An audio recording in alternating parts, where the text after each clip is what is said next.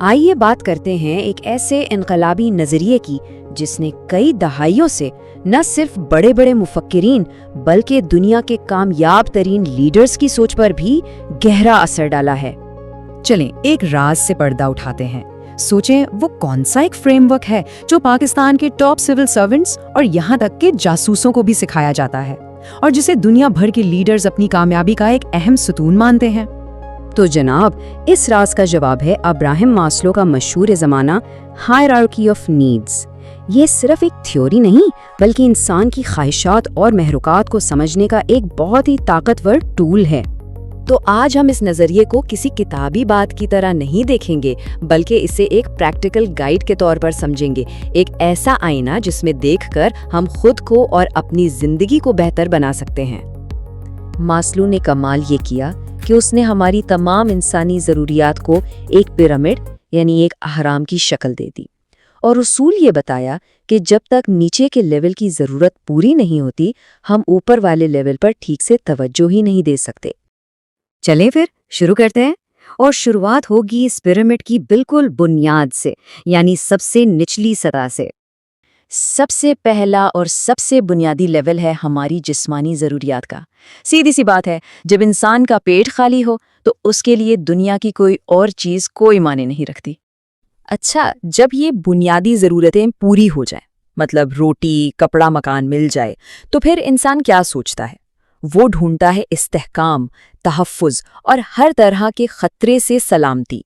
اب ہم آتے ہیں تیسرے لیول پر، اور یہ وہ جگہ ہے جسے ماسلو ہماری ذہنی اور جذباتی صحت کے لیے سب سے اہم ایک ٹرننگ پوائنٹ مانتے تھے۔ یہاں ماسلو ایک بہت ہی دلچسپ اور بہت اہم فرق بتاتے ہیں۔ وہ کہتے ہیں کہ جسمانی قربت ایک الگ چیز ہے اور محبت، اپنائیت اور کسی سے جڑنے کا احساس ایک بالکل مختلف اور گہری ضرورت ہے۔ ماسلو کا اس بارے میں موقف بہت صاف اور دو ٹوک تھا۔ وہ مانتے تھے کہ اگر کسی کی محبت اور اپنائیت کی ضرورت پوری نہ ہو تو سمجھیں کہ تقریباً تمام نفسیاتی مسائل کی جڑ یہیں سے شروع ہوتی ہے، اور جب یہ تعلق نہیں ملتا تو انسان کو شدید تنہائی، اکیلے پن اور ایک ایسی بے چینی محسوس ہوتی ہے جیسے اس کی کوئی جڑ ہی نہ ہو۔ وہ شدت سے کسی گروپ یا فیملی کا حصہ بننے کے لیے ترستا ہے۔ اچھا، جب ہمیں محبت اور اپنائیت مل جاتی ہے تو ہماری اگلی تلاش شروع ہوتی ہے عزت کی۔ لیکن یہاں ایک بہت بڑا سوال ہے، یہ عزت آ کہاں سے رہی ہے؟ تو عزت کی ضرورت کے بھی آپ سمجھیں کہ دو حصے ہیں۔ ایک وہ عزت جو اندر سے آتی ہے، یعنی ہماری اپنی قابلیت، مہارت اور خود انحصاری کی وجہ سے، اور دوسری وہ جو باہر سے آتی ہے، یعنی شہرت، پہچان اور دوسروں کی نظر میں ہمارا مقام۔ اور یہیں سے بات آ جاتی ہے ہمارے آج کے دور کے سب سے بڑے چیلنج پر، ایک ایسا مسئلہ جس کے بارے میں ماسلو نے کئی دہائیاں پہلے ہی ہمیں خبردار کر دیا تھا، یعنی ہماری خود اعتمادی اور سوشل میڈیا کا تعلق۔ تو حاصل کلام یہ ہے کہ اصل صحت مند عزت نفس آپ کی اپنی قابلیت اور محنت سے آتی ہے جس کے آپ حقدار ہوں، نہ کہ سوشل میڈیا پر ملنے والے لائکس یا لوگوں کی کھوکھلی تعریف سے۔